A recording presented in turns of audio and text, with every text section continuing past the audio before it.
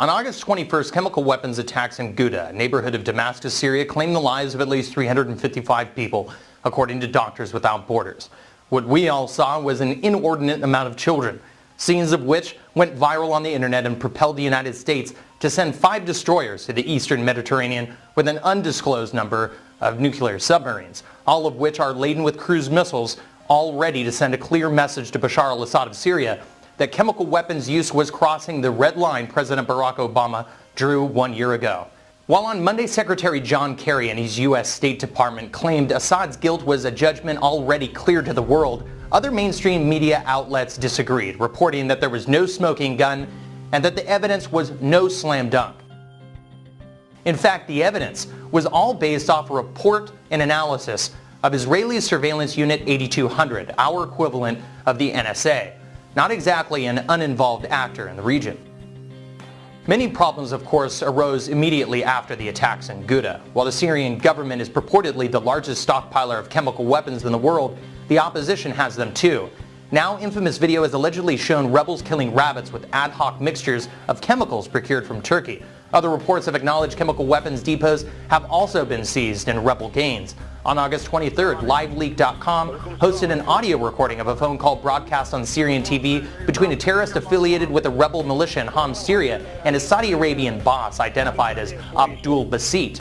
The phone call indicates rebel-affiliated terrorists in Syria, not the Assad government, launched the chemical weapons attack in Deir Balba in Homs, Syria, one of some 14 alleged chemical attacks pinned on President Bashar al-Assad.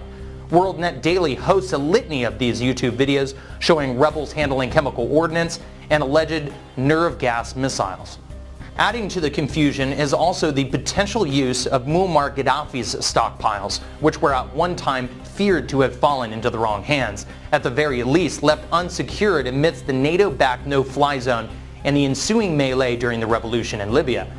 The concern his weapons were transferred to Syria was highlighted in the Benghazi affair, and further supported by Bill Gertz, who recently reported that 20% of the Mujahideen doing the majority of the fighting in Syria are from Libya. But most importantly, the UN's Carla Del Ponte officially acknowledged suspicion rebels had in fact used chemical weapons.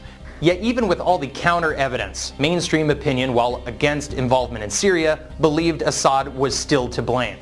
This is prior to a UN chemical weapons investigation having even been concluded.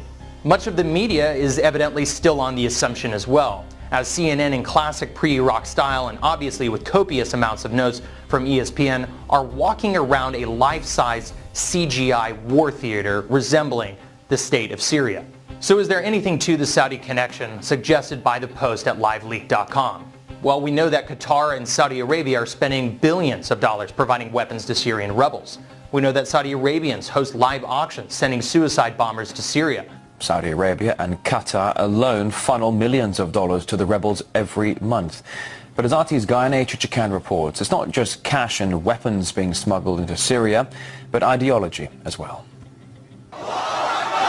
This is said to be an auction taking place at a hotel in Saudi Arabia. What's on sale is a human life. The video shows a father offering his son as a suicide bomber into Syria and raising money as compensation. We know that geopolitical interests of these two predominantly Sunni nations stand in sharp contrast to that of Lebanon, Syria, Iraq, and Iran, all of which are Shia, and in the case of the latter three have recently signed a $10 billion gas pipeline leading directly through Syria itself. This undercuts, as we covered in our interview with Eric Draitser yesterday, Qatari and Saudi energy interests. Now in a breaking article by longtime Associated Press Middle East correspondent Dale Gavlak notes, from numerous interviews with doctors and Ghouta residents, rebel fighters and their families, that many believe certain rebels received chemical weapons via the Saudi intelligence chief Prince Bandar bin Sultan and were responsible for carrying out the deadly gas attack on August 21st in Ghouta. 26 rebel fighters lost their lives that day, and according to Gavlak, it's because these fighters weren't properly trained in handling the weapons given to them. According to one resident of Ghouta, his son, who fights with the rebels, and 12 others were killed inside of a tunnel used to store the weapons provided by a Saudi militant known as Abu Aisha, who was leading a fighting battalion in the region. The father described the weapons as having tube-like structures, while others were like a huge gas bottle. Gavlak also reports that more than a dozen rebels interviewed reported that their salaries came from the Saudi government. But here's the kicker. According to UK's independent newspaper, it was Prince Bandar's intelligence agency that first brought allegations of the use of sarin gas by the Assad regime to the attention of Western allies in February. Now, the Iraq parallels have been hammered home in the last 72 hours, to be sure, so some might say it's appropriate that Prince Bandar, or Bandar Bush as he was called in those days, is back in the narrative. And if this report proves true and accurate, Barack Obama, just like George W. Bush, the CIA, and Colin Powell will have bought into the sweet, crude, scented lies by a man who's outlasted popes and presidents.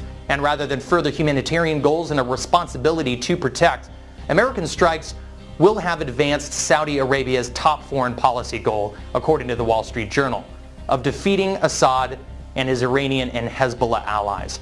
A lot of people on the lunatic fringe, as it's derided these days, have been wondering who Obama really works for and whose interests he really serves.